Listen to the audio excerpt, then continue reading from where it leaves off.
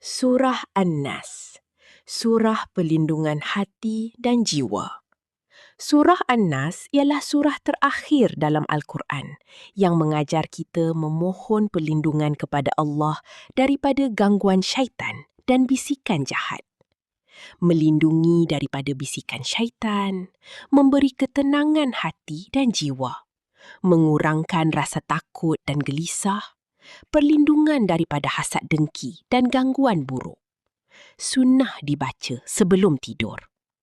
Dalam surah ini, Allah diperkenalkan sebagai Tuhan sekalian manusia, Raja manusia, sembahan manusia.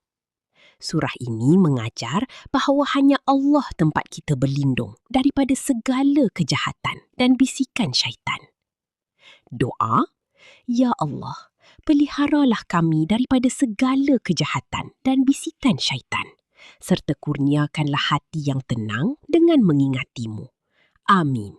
Ya Rabbal Alamin.